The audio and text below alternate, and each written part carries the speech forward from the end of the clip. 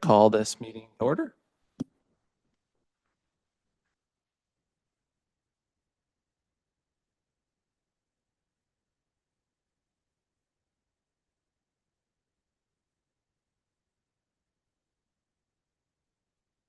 Here. I should turn on mine too. John Kilstrom, Here. Mindy Prosky, Here. Andrew Rathman, Here. Benjamin Hurt, Here. and Kenneth Ingstrom is not here. And Council Liaison Labonte is not here. Okay.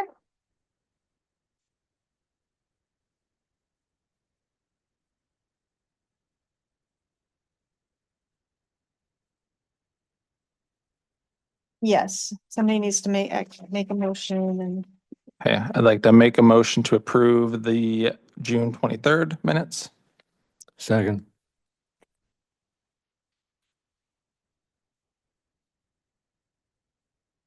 We're gonna need, you're leading the meeting, correct? Okay, so you're gonna need to ask, someone needs to make a motion to approve. And then whoever makes that motion, then whoever can second it after that.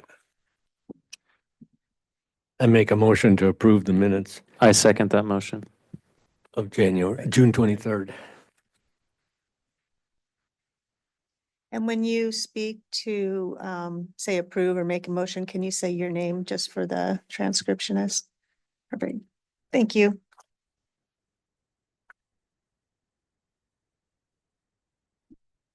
Okay, moving on to business from the board. Looks like we have one item on our agenda to discuss regarding, I believe this was an email that we got, correct? Yes. With a question about a stop sign control at East Exeter Street and Columbia Avenue.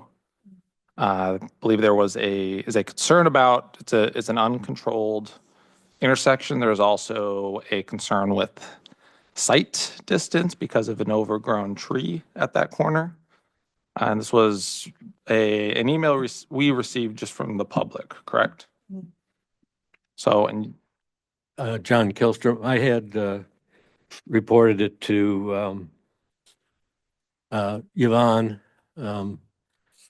that there was a tree that was blocking, if you were going southbound or going westbound on Exeter, there was a tree that blocked the view coming down, any traffic coming down. It was on the right side, and going past that, that tree has been trimmed back so that there is now clear vision. One of the things I was gonna note was I was looking at what requires, so the MUTCD or manual uniform traffic control devices. All right. Talks about what warrants a stop sign at a four-way intersection. And it lists a couple of things. It says, based on engineering judgment, but here are a couple of things. And one of the first ones on there was more than 3 crashes within 12 months. And so I looked at that real quick, and it looks like in the past year, there have been 2 crashes at that intersection, which I thought was interesting. So it doesn't quite meet it, but the other thing that it says in there too is if there are issues with sight distance associated with that. So the combination of those 2 things I thought would be worth discussing. But it sounds like if we've resolved I don't know if we resolved the sight distance issues, but it's interesting that there were 2 crashes there, and maybe it's something looking at. I had a question on that. I saw the photos and I know the corner, that tree is on private property, correct? Yes. Does anybody know? Yes, it is. Was it on the property owner to trim it back, or was it trimmed back by Public Works? The property owner. It was on the property owner. Okay. Were they requested then? They were requested to trim it back? It's my understanding that the property owners were requested to trim it back, and they trimmed it back. Okay. Yeah, I think it's just something to keep an eye on, right? Like if you see an accident or there's multiples there and we continue to see something like that, that would be an interesting thing to pop out. Because two within 3 or 4 months is kind of raised a little bit of a red flag for me. So I thought I might be talking about, I don't know, nothing too much we can do, I guess, but make a recommendation to monitor it. I don't know if you have any Bring thoughts. You should remember. I think when we talk about stop signs, stop signs have been an issue since I've been here. We all know that Gladstone doesn't have a lot of stop signs, east, west, north, south. It's all governed under the right-of-way laws that are on the books currently. Some cities have more stop signs than others. I think when we look at these, the clear vision and so on, it's clear vision for that intersection is good now. Mhm. There's been concerns at that intersection from the homeowners up there. It does take some engineering, does take some studies to push that out. We've put out pamphlets and have actually put out information in all our, whether it's the community festival, whether it's up front in our lobby about what it takes to get a stop sign and why there are stop signs in certain areas and why there's not. I think when we get back down to my update, I'll speak a little bit more about the traffic safety plan that I'll share information on. That's good. John Kilstrom, most of my observations have been that if there's an intersection that has clear vision all the way around, that there are no stop signs. The stop signs tend to be where there's a vision issue.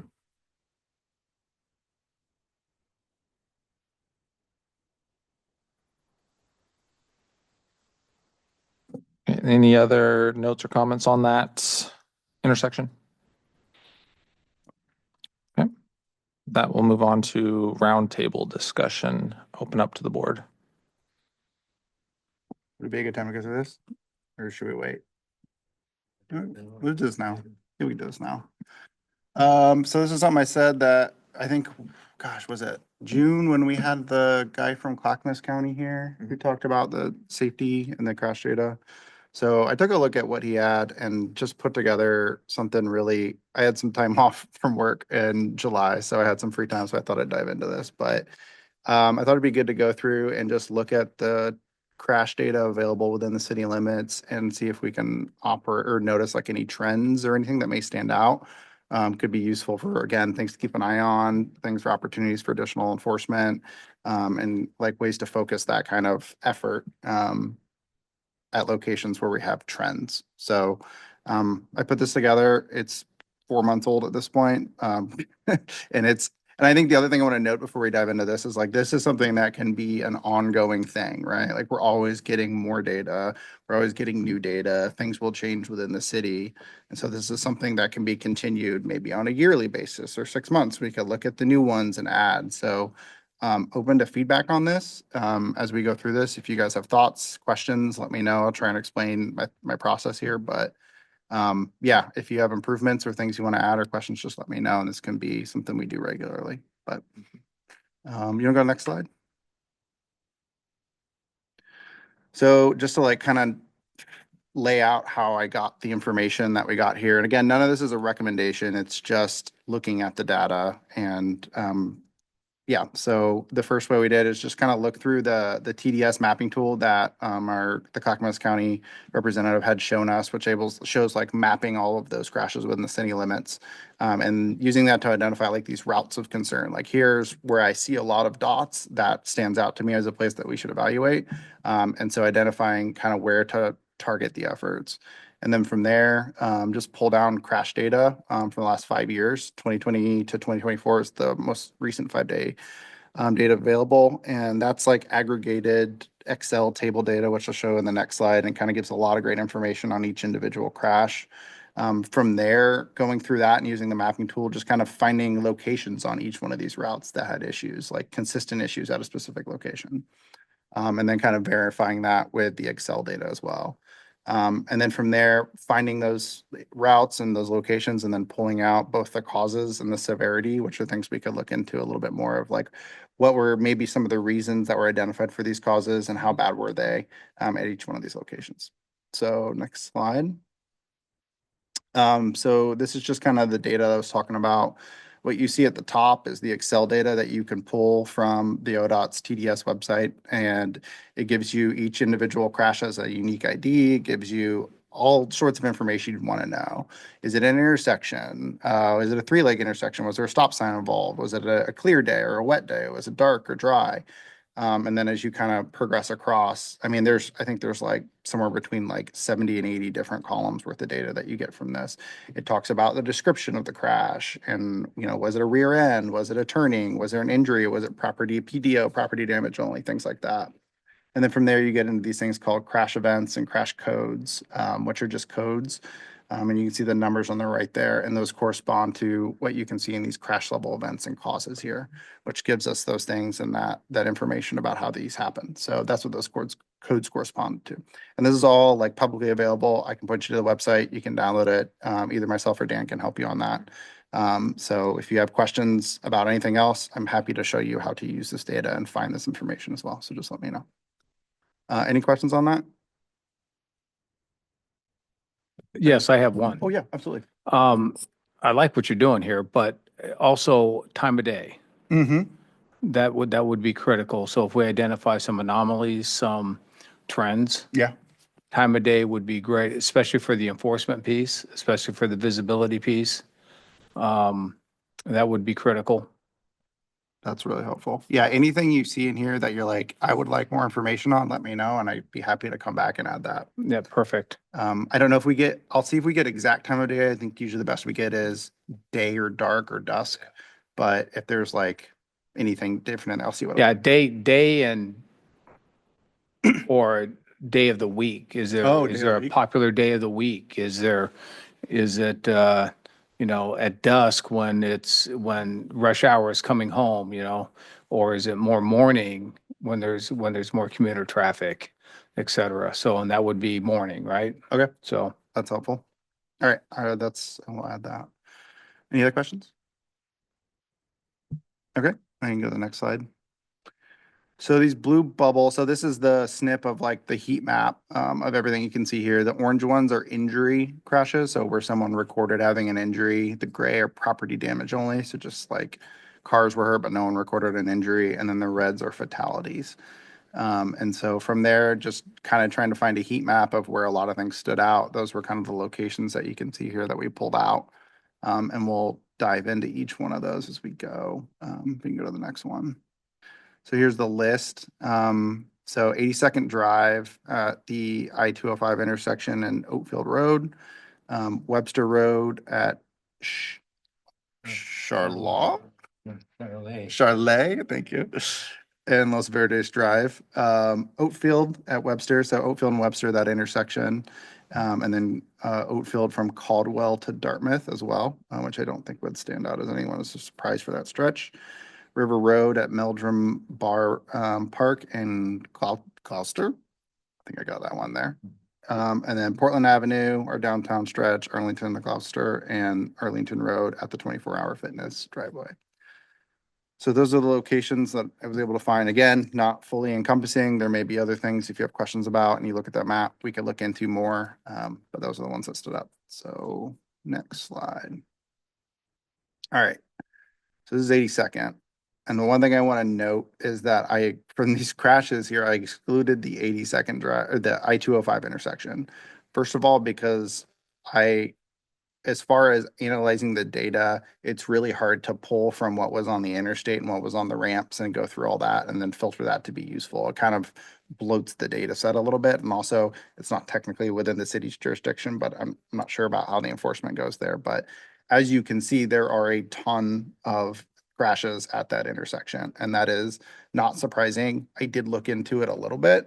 Almost everything at that I-205 interchange is rear end, which indicates congestion, people speeding, not paying attention, just rear end, low severity accidents there at that intersection. As far as the other parts of this, at Oatfield Road, the intersection of Oatfield Road, there were 20 crashes over 5 years, which was 60% of the crashes outside of that I-205 interchange. And so, yeah, of those ones at Oatfield, they're all intersection turning related accidents, and then a couple of rear end throughout Oatfield elsewhere. There was one pedestrian accident as well at Oatfield, and those are always concerning because they're typically a higher injury severity and a lot more concerning. And then you can see the causes down here, just pulling from that data set. Ran the light at Oatfield and 82nd. Improper turn or did not, DNYRW did not yield the right of way, which is something important for our conversation about uncontrolled intersections. And then failure to avoid vehicle ahead or inattention, which is basically looking at your phone. So those are a lot of the causes there. And then I also want to note there was one fatality actually on 82nd, and it was very unique in that it seemed to be because of a medical event and they ran off the road. Are you familiar with that? Okay. So it wasn't, I don't want to say that because I don't have the information, but it sounded like it wasn't a traffic safety related thing. It was kind of a bad situation. I don't know. So, but those fatalities really stand out, right? Those are really important to hone in on. So I wanted to highlight it and that I didn't gloss over it. Any questions on 82nd? All right, we can go to Webster. Yeah, Question on the 82nd, that intersection. I know it's out of the control of Gladstone, but that intersection is deteriorating. Is there any way to quantify anything with the road You're going to condition? have to define deteriorating for me because I'm not sure what that means. It's quite lumpy and the pavement is kind of shifting.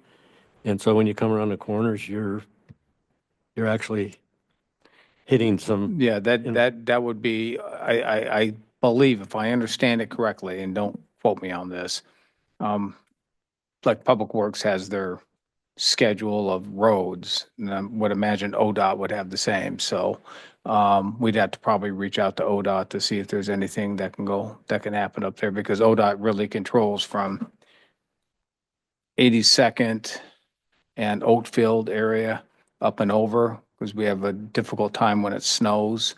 And we're typically trying to put, lay sand and stuff up there because that's typically one of the last area ODOT gets. But ODOT's been helping out quite a bit. So I can bring it up to Public Works.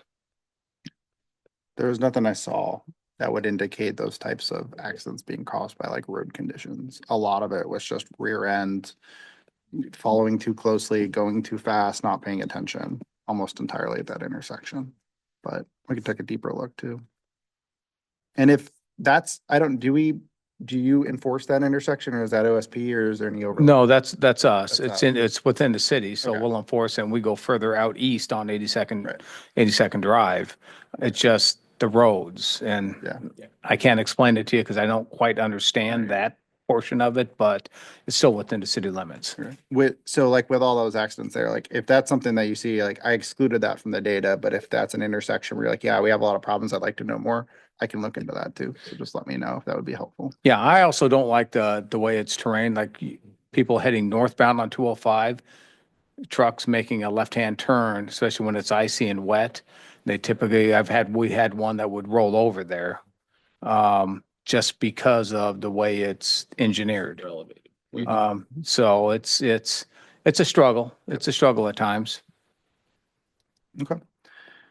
Webster, this one was interesting. I did not expect to see a lot of crashes at Los Verdes and Charlotte. And I thought that was really interesting. So I dove into that a little bit and it just seemed like bad luck. For lack of a better term, it was 4 accidents where someone hit a parked car. And I guess there's parked cars there and people don't expect there to be parked cars. I don't know. And then there was 2 turning related accidents and a rear end there. So there wasn't really like a recurring cause or event there. It was an interesting cluster on that road to see crashes there, but I didn't really see any themes there. So I thought that was interesting. And then of course at Oatfield and Webster, there were several turning related and rear end accidents at that unique signal there. But other than that, there wasn't really anything else that stood out there. John Kilstrom, on your first slide, I saw one of the list of things that had Caldwell. There was quite a few there. And that was one of my initial lookouts when I first started on the board was that road comes up at a very steep angle and it's everybody in the morning and probably in the evening, going down to the school. And it just seems, and it's kind of a blind corner there too. So I don't see it on this list, but I did see it on your first slide that there are about 5 or 6 at Caldwell. Okay. I don't remember that road specifically. Is that the one that's coming out of the middle school, Cracksburger Middle School onto Webster? No. No, Caldwell is probably one of the most eastern streets on Oatfield within the city limits. Okay. So off Oatfield. Okay. Yeah, then it'll probably show up on Oatfield. So if we go to the next slide, I'm sorry, northern. northern, I think it would be north. there we go. I'm getting confused. Caldwell, thank you. Here, step at me, John. Okay, so there were a lot of crashes in a relatively short segment here. And I think, as you said, I don't think anyone would be surprised here. So I broke it up into 2 stretches, Caldwell to Webster, which I think has a certain characteristic as kind of a higher speed, windy road with lots of bumps and accesses and driveways. And then you get south of Webster, and then it's very much a straight shot with a lot of left, like turning traffic coming in out of there. So 2 different types of characteristics there. But from Caldwell to Webster, you had 26 crashes, which was 30% of the overall. And then from Webster to 82nd, you also had you had 16 there. And that excludes, I want to note that excludes the ones we just talked about at the intersection there at Oakfield. So those are excluded from this, not to double count that. And just so you know, recently on Oatfield, closer to Caldwell, within that area, Speed limit. yeah, so there was some visibility with some signage for a neighborhood that was taken care of. So everything's signed the same all the way even north of the city on Oatfield. Okay. So the signage is clear now, and we'll see what happens. And to like echo that, there's a lot of turning and intersection related ones for that stretch there through there, including 2 bike accidents, which again are always concerning when you see those because those are typically injury prone.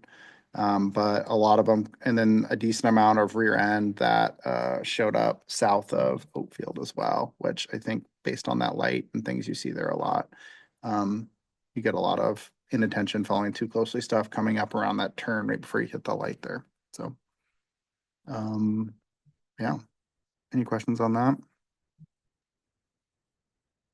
All right. Go to River.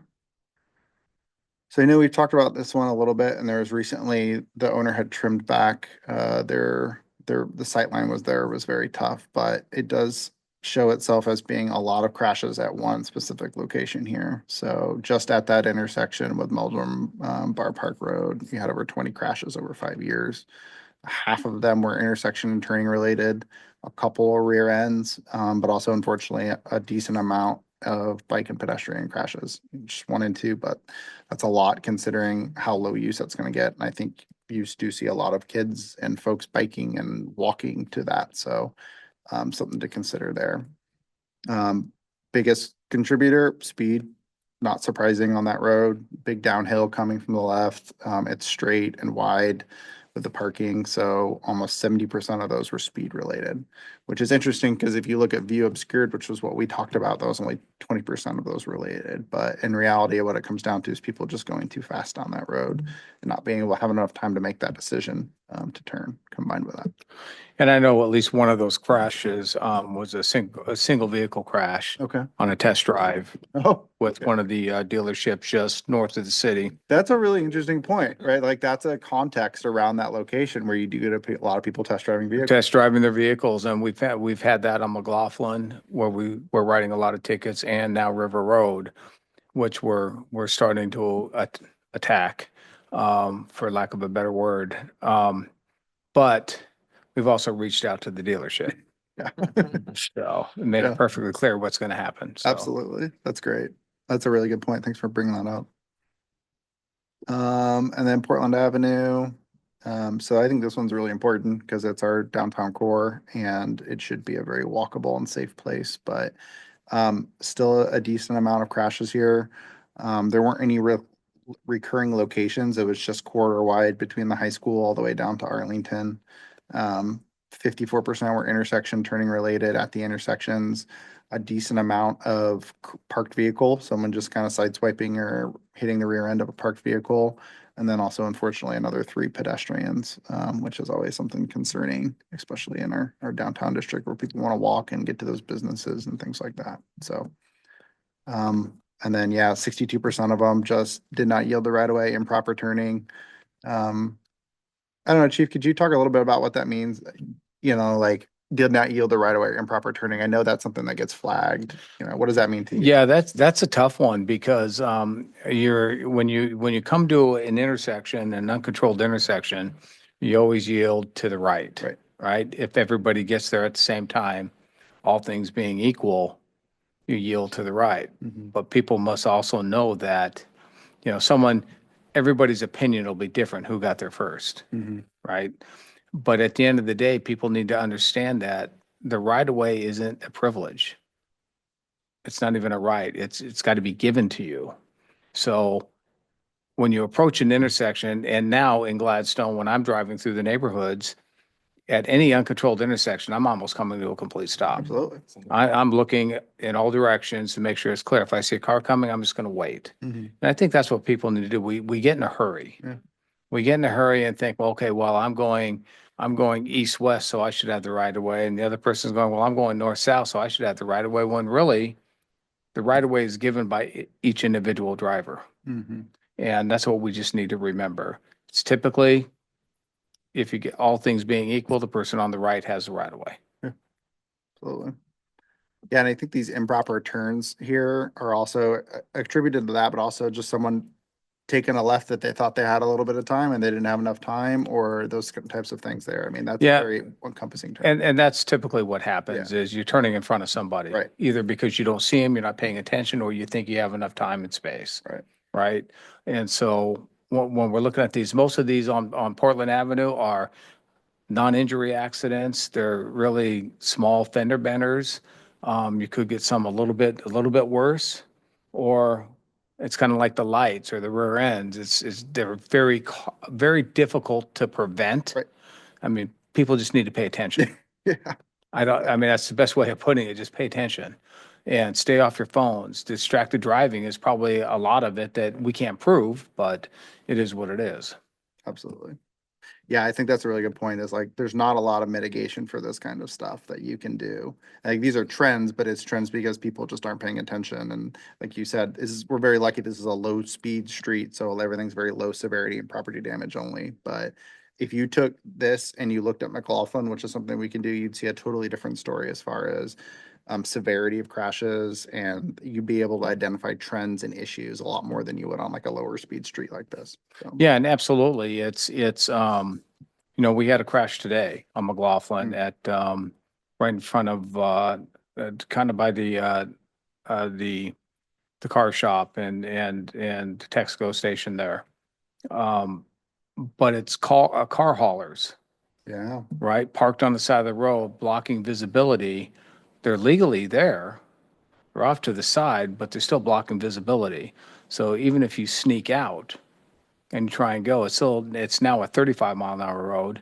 It's pretty shaky. It's spicy. Yeah. Trying to make that turn. So now we have to figure out how can we work with our business community up there on McLaughlin with all the car dealerships and prevent or at least increase the safety for people coming out on these side streets Yeah. and having where they park. But we're going to need the cooperation of the businesses also. Mhm. I don't think signage, legally, I'm not sure we can put signages up because it's not against the law. Yep. They're doing business. You can't run them through the city and run them down the side streets because, well, there's no through truck traffic. Right. Right? And you don't want those big trucks on residential streets. So they're in a quandary, we're in a quandary, and so now we just got to figure out what the solution is going to be. Right. Maybe that's a collaboration with ODOT to figure out a better way to do that in the roadway, within their right of way, but it's another story. Yeah. All right, next slide. And then Arlington, another, I think, important stretch here. So broke this up into 2 spots. The first one is that 24-hour fitness driveway, which I think you alluded to, it's not particularly a fault of the business owner. It's just a really tough location with that really tricky intersection that's already there to begin with at McLaughlin, and then backing up and people trying, a lot of traffic coming out of a place that's probably too close to an existing intersection to begin with. So 20% of the crashes there, at 20% of the crashes on the street being at one driveway is a red flag of something. And again, a lot of them are almost going to be improper turning. And then you had 22 crashes on the stretch of Arlington from Portland Avenue, Columbia Avenue as well. I think that's an important stretch because it's how a lot of people get down to our riverfront, and a lot of walking down there. So there's 22 crashes, which was 75% there. Types, two pedestrians, a decent amount of parked vehicle crashes, which is, I don't think is surprising there. And then decent amount of turning as well there. And then same causes, improper turning, inattention, failure to avoid. You're seeing a trend, people just not making good decisions and not paying attention. And then there's actually a surprising amount of speeding and reckless flags for the crashes here, which is interesting. I would not expect to see a lot of speeding and reckless people here, but I guess so we got.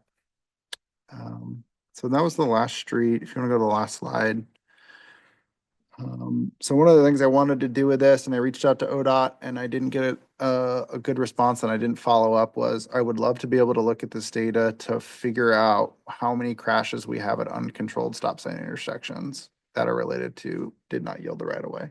I think that would be really interesting to look at as a statistic for us, just to understand, hey, of all of the crashes in the city, only 5, 10, 15% of them are really, or 2% are related to these did not yield the right of way at an uncontrolled intersection, which helps go along with what you're saying is like, is it something that like we really need to put a stop sign up everywhere, or are we actually doing okay and it's actually much lower than it actually is, right? And things like that. So I think let's hold on to that. I think we need to find that number Yeah. because it's going to really support about what I'm going to talk about when it gets to me. All right, we'll keep working on it. And the other thing I was just gonna note here, bike peds, we talk about them, but a pretty low percentage of our overall crashes. So we had 204 in the city limits, again, excluding those ODOT routes. And only 2% and 4% of those were bike and pedestrians. So those are really important ones to watch, but I think it's a good thing that they were relatively low as far as percentage of overall crashes. So that's it. It's a start, and if there's more stuff to look at, let me know, throw it at me, email it, and we can dive into it as well. John Kilstrom, Chief, how will e-bikes and those types of vehicles fit into this, you think? Yeah, I don't know. I wish I can tell you because the rules of e-bikes are a head scratcher. Because they're bicycles, but yet if they're certain CCs and we can tell they're certain CCs, they mean something different. And so everybody's still trying to get a grasp on those. Right now, we haven't seen many e-bike issues. Not to say that they're not out there, at least they're not being reported to us. So, Benjamin, I'd sure like it if you would continue on this. I'd love to work with you on this. Because it also, as you're aware, we have many grants through ODOT for speeding, distracted driving, seat belts, and DUI enforcement. But it gives us, once we can get some times where they're more likely than not going to occur, we can really start placing people and put out our cars during the right times rather than randomly attack it, if that makes sense.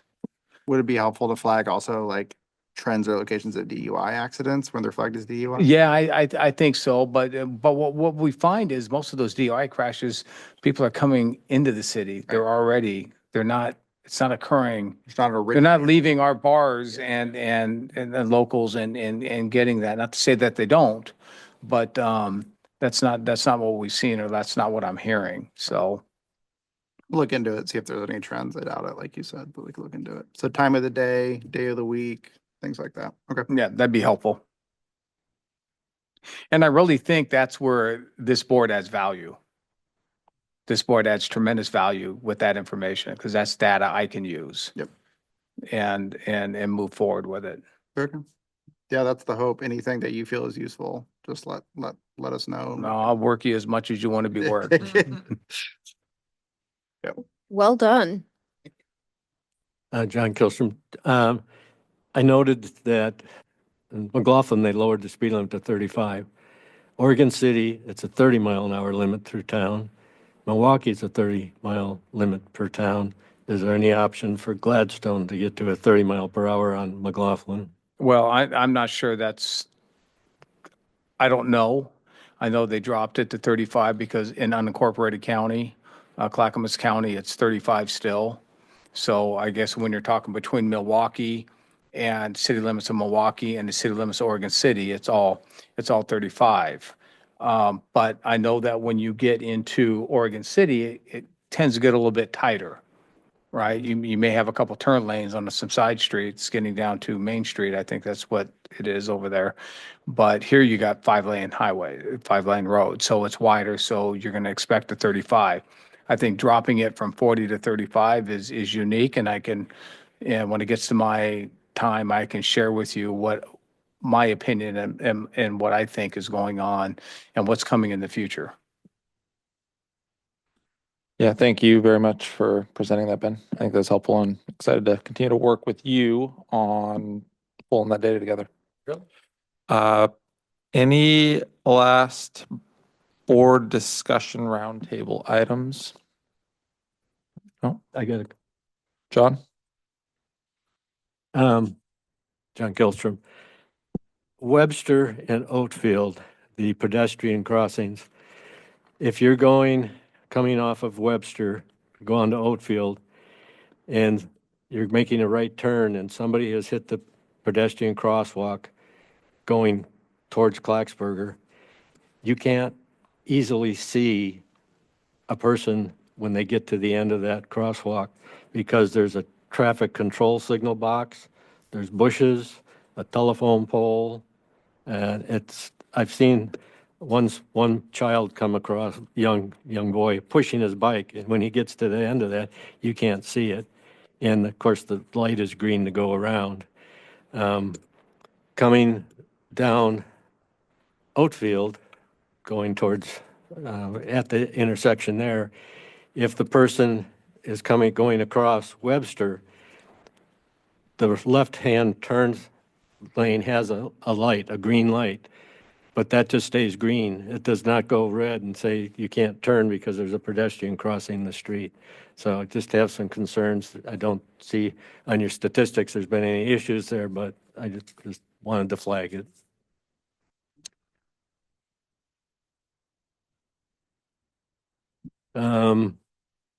Question for Chief.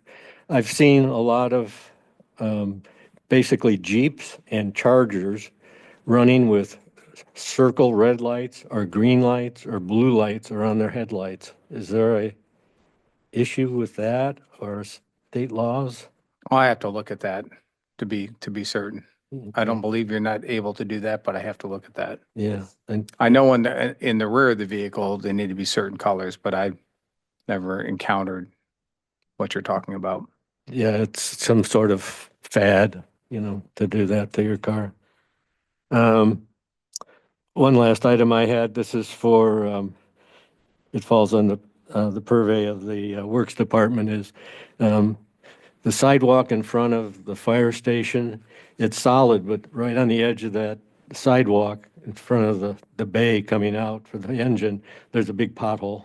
It's sinking, the pavement is sinking. So I just have a concern there that somebody it's a hazard. Okay. Thank you, John. If there aren't any other roundtable items, I'm going to pass it over to you, Chief. All right, I'll try and be as brief as I can with some of this. Some of the concerns on McLaughlin with regards to 35 miles an hour and maybe lowering the speed limit or what. The Gladstone doesn't have many crosswalks to get across McLaughlin, which is, we've had some pedestrians, we've had some car crashes, et cetera. But it's my understanding that ODOT's working on putting 2 crosswalks within the city of Gladstone, which is probably the speed reduction plus adding those. No, the same types of crosswalks that are a little bit further north on McLaughlin with the flashing lights and the islands. So I know those are coming. I just don't have a time frame on those. With regards to the crashes at Arlington and McLaughlin, there's discussion about re-engineering that intersection also, which some of the proofs that I saw I really liked, especially for pedestrian crossing and for a lot of clarity. So there'll be some re-engineering on that intersection. Again, the time frame, I'm not certain. I'm hoping within the next couple years, if I'm safe saying that, that'll happen. I think I am pretty safe saying that. So, but anytime between now and then, probably more towards next year is my assumption. With regards to stop signs, I have my own personal opinion on those. And would I like to see more? Sure. Do I have an idea? Great. But I'm not an engineer. I'm not a traffic engineer. So what we're going to do, and I have talked to the city administrator, is really tying that into the traffic safety plan. And I'd like to read something that the city administrator attended. The city administrator recently met with the principal planner at ODOT and Kelly Reed, regional representative from the Oregon Department of Land Conservation and Development. In the spring of 2026, the city, supported by ODOT, plans to submit a pre-application for funding through the Oregon Transportation Growth Management Program to support the TSP, the Traffic Safety Plan update. The estimated cost for this work ranges from $150,000 to $350,000. Based on the preliminary discussions, we anticipate filling or falling in the lower of that range. So when we talk about updating the plan, the overall transportation plan, it's a very, very expensive item to do. So we want to make sure it's done right. And that way, Public Works can plan their projects based on priorities. The city will be required to provide a 10.27% match, which can include staff time. If awarded, the project would begin in the summer of 27. Ahead of the application, ODOT is assigning a planner to assess our current TSP. This review will help define the scope and update by identifying outdated elements, completed items, and components that remain relevant. The goal is to focus on update rather than undertake a full rewrite. Ultimately, when it's time to update the plan, Public Works and Traffic Safety Advisory Board will be involved, which is absolutely appropriate. So when I talk about stop signs, we know we want to make that a priority in the traffic safety plan. Now, whether that's what my opinion is, which I'm not sure is going to matter based on the engineers, so hopefully we'll see a good plan come out and then some more safety precautions put in. So when we talk about Exeter and Columbia, that may or may not be, one of the intersections, whether it's, all north southbound traffic, thought in my head, all northbound traffic on the lower ends of Gladstone gets stop signs. All east westbound traffic is free flowing. But that's a guess, right? To me, that just seems simple, but I'm not an engineer. So we'll let the experts kind of figure that out and then we'll go from there. But that's the overall goal. So when people talk about stop signs and so on, this, we are going to update that. We are going to move forward with that. We are making priorities on that. Gladstone was pretty far behind in a lot of different areas citywide with regards to infrastructure and everything else, and those are being brought up to speed, and so will our traffic safety plan. So, and moving forward. But in the meantime, Benjamin, the data that you're providing would be very helpful. Yeah, it sounds like there'll be a public involvement period, a piece of that will involve talking to this group, which I think would be really helpful. Whoever gets on board and do that, that'd be great. I did have one question for you about sidewalks. Is this part of the plan too? I just noticed there's a lot of the streets don't have any sidewalks. Dartmouth in particular, I think on the north side of Dartmouth, even though it's a pretty, a well-traveled road. Is that something that's going to be looked at as well? I'm not, with regards to sidewalks, I don't know. Okay. I'm not sure on sidewalks. It's going to have to be, whatever the city's plan is. There's a lot of streets right now that just don't have sidewalks Mhm. within the city, and they function great. It's very difficult for code enforcement, when we talk about code enforcement, because then where's the property line versus public right of way, Mhm. right? And so we deal with that issue all the time, and it's a little tricky. So I'm not sure I can answer your question. I don't know what the plan is on that. Okay, I didn't know if it was something that had been talked about before. I guess from the data, it sounds like bike and pedestrian incidents aren't a big concern anyways. So, But I do think, and I share this all the time, is that our crosswalk should be clearly marked. Like Harvard and Arlington, getting across the Cross Park in that area. They try and mark that up. All the parking areas and the bike routes along East Clackamas. It looks fairly good. But we can always use some improvement in different areas. yeah. Chief, I have a quick question. The new crosswalks for McLaughlin, Mhm. have the locations of those been identified yet? No, I just know of two. You know of two, I but know we're of not two sure within the exactly Glad- where. Right. Now, if it's up to me, I can tell them where. think Yeah, I they need to know, go, right? but It's not necessarily up to me. So, Please but let it be darkness. I have no doubt that they probably have figured out we're all on the same page. Great. I would just have to take an educated guess on that. Okay, thanks. Are these new crossings going to be the rectangular rapid flashing beacons? They're separate, or Whatever- are they going to be at intersections? It's my understanding. It's my understanding, so don't quote me on this, or hold me to this, is no different than what's further north on Yep. McLaughlin. Okay.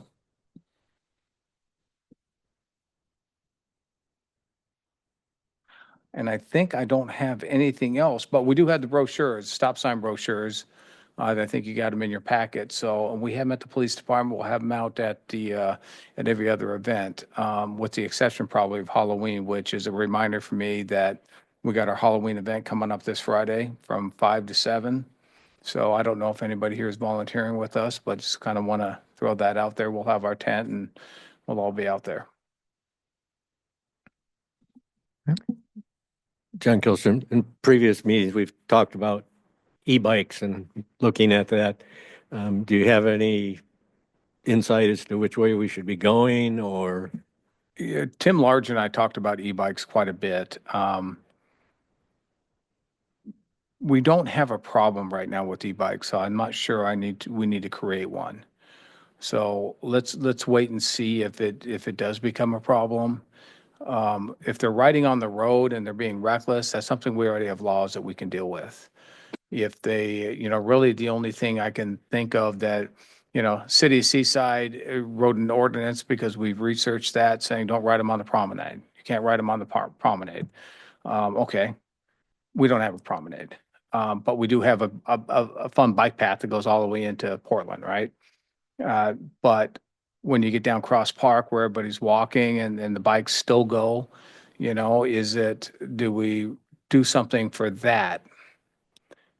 We haven't had a problem yet. So I'm not sure we need to create something that isn't there and then put all that work into writing an ordinance and pushing it through city council and then advertising everything and putting signage up quite yet. I'm not sure that we wouldn't be creating more unnecessary work for ourselves. Does that make sense? Yeah, I think just with the routine patrols and stuff is just if they're observing, because I see, some that are pretty, Yeah. outlandish the way they're behaving. Sometimes there are, and in fact, I've stopped a couple being a little outlandish on Portland Avenue. And typically they're kids being knuckleheads.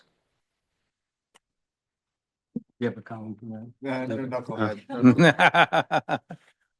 that? I did have one last question, just something I noticed in the data that was provided, the monthly activity report. Sure. And this is, I guess, just for September. The year to date, uh,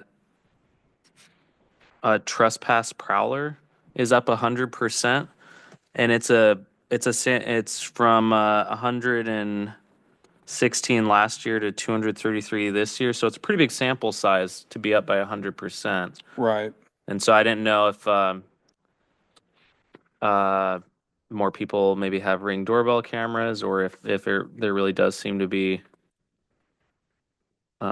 I don't know that I have an answer for that, or Okay. why the increase, because they go up and down. Got it. That could be it too. We get repeated calls for service Just like at businesses, Safeway yeah. and businesses and so on. And at times residents. So Ring cameras or something. And we love people with Ring cameras because they help us a lot solve crimes. So Mhm. I don't know if I answered your question, but Yeah, that's great. Yeah, I didn't know if there was if you had a perspective on that, but yeah, thank you.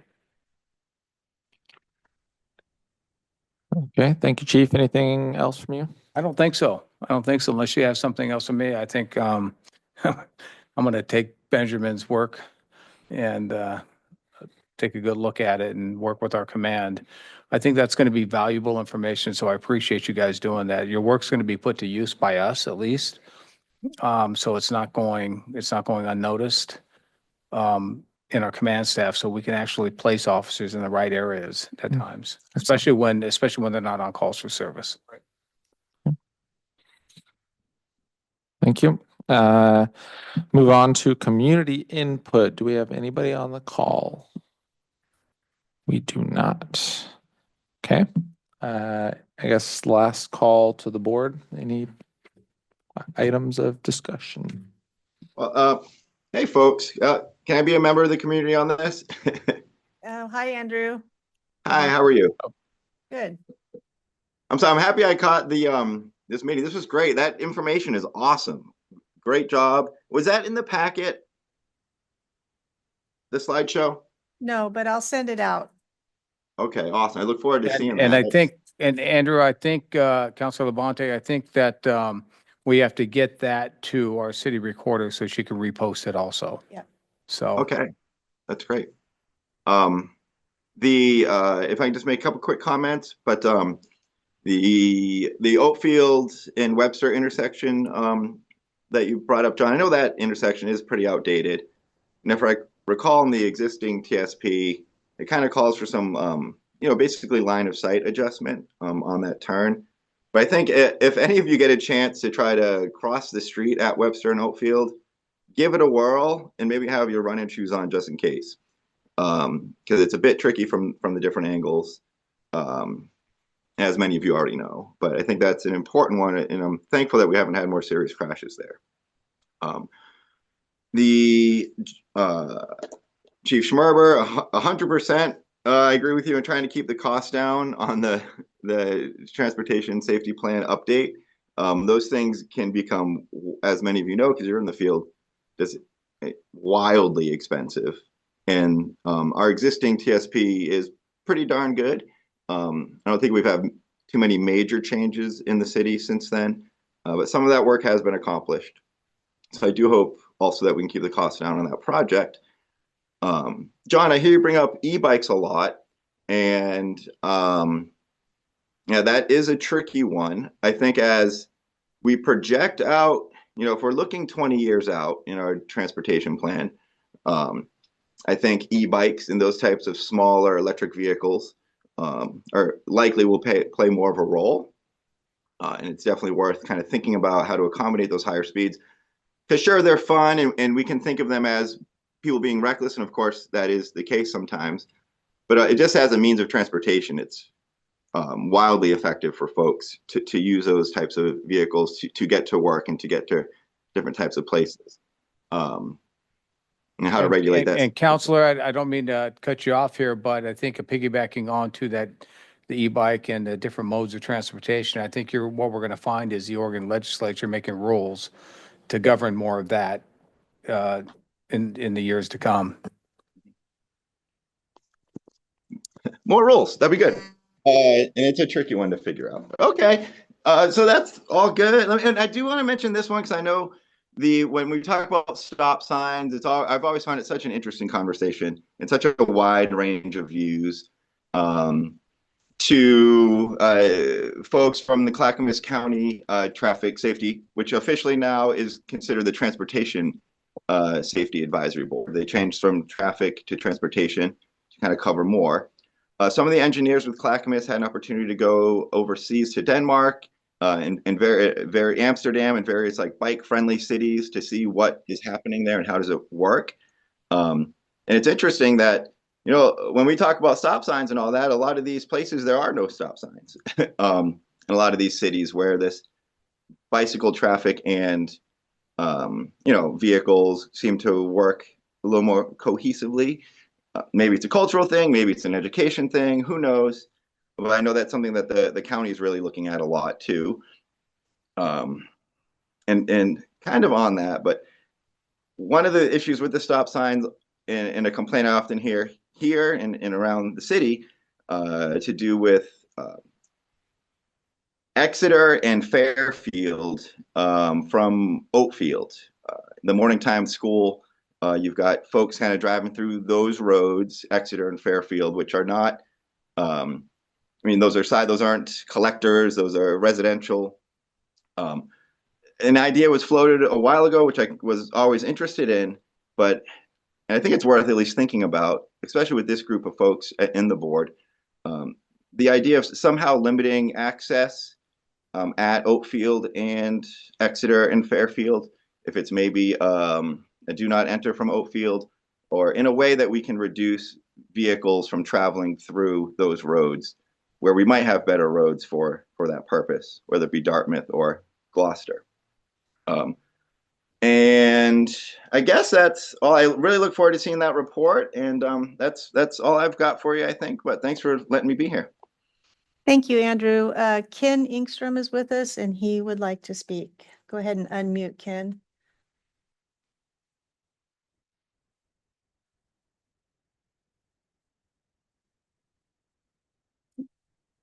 Ken? Oh, Yeah, there you you hear go. me? You hear Yep. me now? Yep. So I totally spaced out that there was a meeting today. Otherwise I would have come because this is Ken Engstrom and I'm a member of the board and I apologize for not being there in person and coming in late. Thank you, Ken. Did you have anything else? Uh, no, I missed a lot of the conversation, but I did drive down Exeter this past week, and the worry I had that I mentioned before a couple of meetings ago is some of the cross streets don't have stop signs, and I know maybe stop signs aren't warranted, but maybe the cross streets that have no signage at all. What about like a yield sign instead, which probably has less of a warrant, less requirements to put one of those in.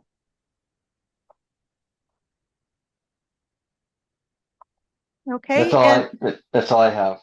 Okay, thank you, Ken. The parts that you missed will be recorded and posted on the city website in the next couple of days, so you can catch up on that. Okay, thank you. You're welcome. Thank you. May I add just one thing? I noticed on the website it said the meeting is to start at 7:30. I don't know if what happened there. I don't know. It's at 6 o'clock, so. Yeah, I know. I just said the information on the website said 7:30. I'm not sure why, so I just wanted to just comment on that because I saw it. Sorry. Yeah, thank you. Council, I'll look into that. Thank you. Thank you, Counselor. And Ken, I think that gets us to the end of our agenda. John Kelsler, make motion to adjourn. Second. I guess I'm supposed to call roll after we take a vote, and I forgot to do that when we approved the minutes, but I'll do that for. So Mindy, Yes. Daniel, Yes. John, Yes. Andrew, Yes. Benjamin, Yes. and Ken, if you're still with us. Yes. All right, thank you all. We're adjourned.